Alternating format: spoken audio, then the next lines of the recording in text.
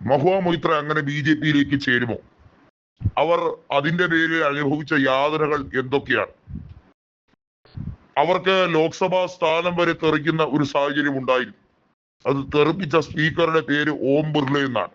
ആ ഓം ബിർളയുടെ മുഖത്ത് തന്നെ നോക്കി തന്നെ ജനാധിപത്യ വ്യവസ്ഥയിൽ കൃഷ്ണനഗറിലെ ജനങ്ങൾ വീണ്ടും മികവാർന്ന ഭൂരിപക്ഷത്തോടെ തെരഞ്ഞെടുത്തു, സ്പീക്കറേക്കാൾ വലിയ ഭൂരിപക്ഷത്തോടെ തെരഞ്ഞെടുക്കപ്പെട്ടു എന്ന് സ്പീക്കറുടെ മുഖത്ത് നോക്കി ചിരിച്ച് നിർലോഭം ഭയമില്ലാതെ പറഞ്ഞ വ്യക്തിയുടെ പേരാണ് മഹുവ മൊയ്ത്ര.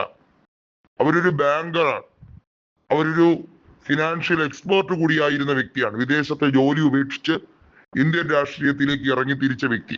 അവർ കോൺഗ്രസിലൂടെ, പ്രത്യേകിച്ചും യൂത്ത് കോൺഗ്രസ് ബ്രിഗേഡിലൂടെ വളർന്നു വന്ന നേതാവാണ്. തൃണമൂൽ കോൺഗ്രസിന്റെ അംഗത്വം നേടിയെടുത്ത് 2 തവണ കൃഷ്ണനഗറിലും 1 തവണ MLA ഒക്കെ ആയി എന്നത് അവരുടെ ലെജിസ്ലേറ്റീവ് കരിയറിനെ കുറിച്ച് പറയുമ്പോൾ ഒരു പുൻതൂവലായിരിക്കും. പക്ഷേ 4 വോട്ടിനും 2 സീറ്റിനും വേണ്ടി തന്റെ ആദർശം ആരുടെയും മുന്നിൽ പണയം വെക്കില്ല എന്ന് ഉറപ്പിച്ചു പറഞ്ഞിരിക്കുകയാണ് മഹുവ. ഇപ്പോഴത്തെ മുഖ്യമന്ത്രിയായിട്ടുള്ള തൃണമൂൽ കോൺഗ്രസിലെ പഴയ നേതാവായിരുന്ന, ബംഗാളിൽ BJP-ക്ക് അധികാരമുണ്ടാക്കി കൊടുക്കാൻ നെടുന്തൂണായി നിന്ന സുവേദു അധികാരി ഒരു കാലത്ത് തന്റെ ഏറ്റവും മികച്ച സുഹൃത്തുക്കളിൽ ഒരാളായിരുന്നുവെന്നും വിഷണ്ണയായിരുന്ന സമയത്തൊക്കെ സുവേദുവിന്റെ ആശ്വാസ വാക്കുകൾ സമാധാനിപ്പിക്കുന്ന വാക്കുകളായി മാറിയിരുന്നു എന്നും ഒക്കെയുള്ള അഭിമുഖത്തെ വളച്ചൊടിച്ചതിനെ കുറിച്ച് പ്രസ്താവന പറയുകയായി. മമതാ ബാനർജിയും സൈനി ഘോഷും മഹുവയും കല്യാൺ ബാനർജിയും ഒക്കെ മാത്രമാണ് ഇപ്പോൾ തൃണമൂൽ കോൺഗ്രസിൽ നിന്നും BJP-യിലേക്ക് പോകാതെ അവശേഷിക്കുന്ന ആളുകൾ എന്ന് പറഞ്ഞു കളിയാക്കുന്നവർക്ക് കൊടുത്ത കൃത്യമായ ഒരു മറുപടിയായി വേണമെങ്കിൽ ഇതിനെ കണക്കാക്കാം. ഇതിനെക്കുറിച്ച് നമുക്ക് പറയുകയും ചെയ്യാം.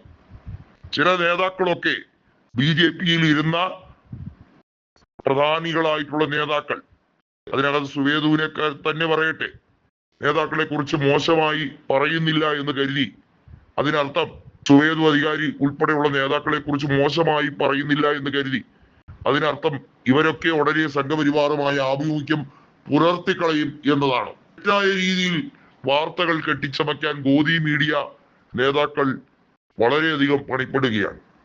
ഗോദി മീഡിയയുടെ ലക്ഷ്യങ്ങളൊന്നും വില പോകില്ല എന്ന് സൈനി ഘോഷ് മാധ്യമങ്ങൾക്ക് ചുരുക്കം ഒരു പ്രസ് മീറ്റിൽ പറഞ്ഞ കാര്യങ്ങൾ തന്നെയാണ്. മമതാ ബാനർജി തിരികെ 10 മടങ്ങ് ശക്തിയോടെ കോൺഗ്രസിനെ ബംഗാളിൽ അടിത്തറമാകാൻ സഹായിക്കുമെന്നും തൃണമൂൽ കോൺഗ്രസിന്റെ അധ്യായം കഴിഞ്ഞു എന്ന് വിചാരിക്കുന്നത് തെറ്റാണ്. ഇന്ത്യ മുന്നണി ശക്തി പ്രാപിക്കും.